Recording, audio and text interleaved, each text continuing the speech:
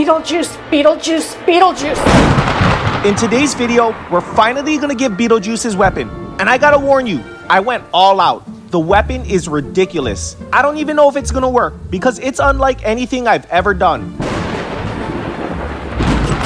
I'd really like to hear what you guys think, so make sure you stick around to the end to see the outcome. But first, we need to start at the beginning.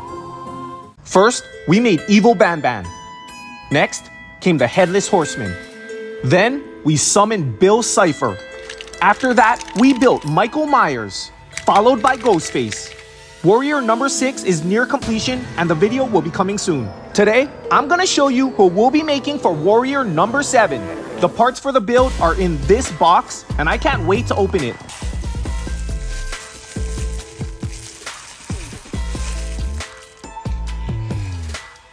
What do you guys think? Do you recognize the face? Did anyone say Beetlejuice? I'm making him next, and I have a plan to close out the Halloween series in epic style. I'm not quite sure what Ninja Fury double to use or what his weapon should be, but I know you guys have all the answers. Comment your thoughts below, and don't forget to like and subscribe.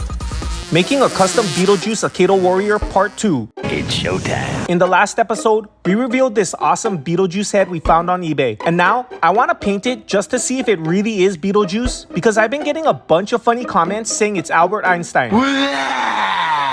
We'll start with a coat of white primer. Next, I'm gonna go with off-white for Beetlejuice's face. 1 coat, 2 coats, 3 coats, and that's 4 coats. For Beetlejuice's hair, I'm gonna apply a base coat of olive green. I'll use the same color for all the mold on his face too. Now, I'll layer on another shade of green on Beetlejuice's hair and mold. I'm really nervous about this last part because Beetlejuice has these black spots on his eyes, and that's also the 6th time I said Beetlejuice. 7th. We started with this Albert Einstein head, and we ended up with a Beetlejuice head. And here's the Akedo Warrior we'll be using as our starting figure. Stealth Stinky. Like and subscribe for part 3. Making a custom Beetlejuice Akedo Warrior part 3. And it keeps getting funnier every single time I see it. We got the head painted and looking good. Now, we need to do some body work. I'm gonna grind off all the details that don't fit with our Beetlejuice figure. Now we can start adding some details using epoxy sculpt. Beetlejuice is wearing a black and white striped suit, so I just need to add a tie and his jacket collar and lapels. To create some definition between Beetlejuice's jacket and pants, I'll wrap a thin roll of clay around the bottom perimeter of his jacket, and then I'll gently feather in the top of the roll until it looks like that. Some of you are saying to make Beetlejuice in his ta-da pose, and I think that's a really good idea. In order to accomplish that, we're gonna have to remove both of his arms and fabricate new ones with wire and epoxy sculpt. This Tails figure has the perfect hands for our project.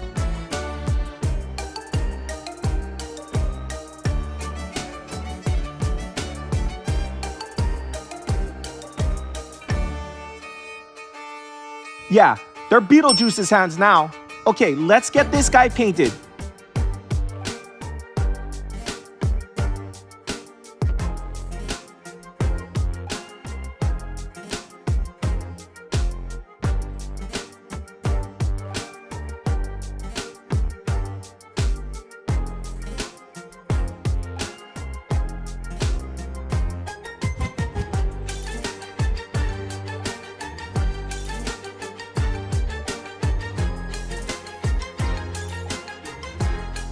What do you guys think of our Beetlejuice so far? I know he's missing his weapon, but I just wanted to hear your opinions before I reveal my idea. Who knows, maybe I'll go with one of your suggestions instead. Don't miss the Beetlejuice finale. Like and subscribe. Now, let's give Beetlejuice his weapon.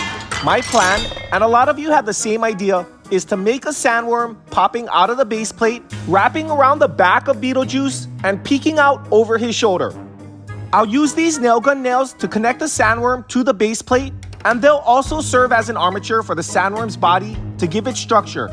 It was pretty difficult getting the nails into the perfect shape because they're just so rigid, but that strength is also the reason why I like using them.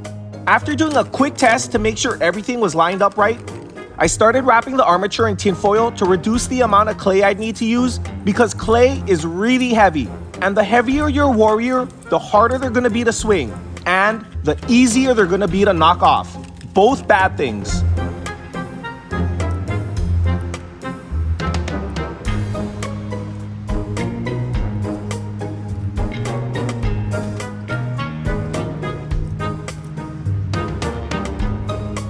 As I started shaping the sandworm in clay, I realized that this thing was gonna be enormous.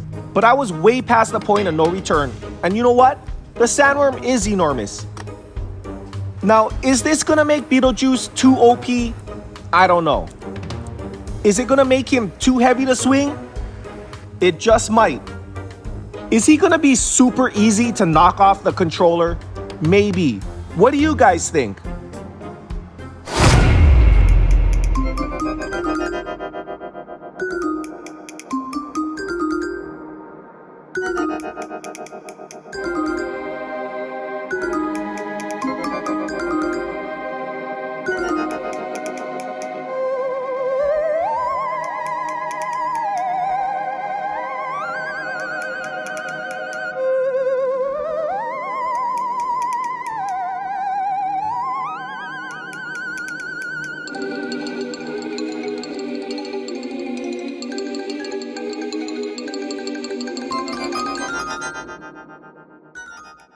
Beetlejuice, Beetlejuice, Beetlejuice. It's showtime. Here he is, custom Beetlejuice and his pet Sandworm. He's Halloween 3.0 Warrior number 7. And to finish off the series, which is long overdue, I'll be making Gengar. If you guys want to see that video, make sure you hit that like and subscribe button. And if you can't get enough of Eddie's World, please consider becoming a channel member and gain access to an entire playlist of members-only videos. Thank you so much for watching. We appreciate each and every one of you, and we'll see you in the next video. Pardon me. Did you do that? Very nice work. Let me ask you something. How do you get him down so small? Hey, there goes Elvis. Yo, Kenny. Well, looks like I'm next.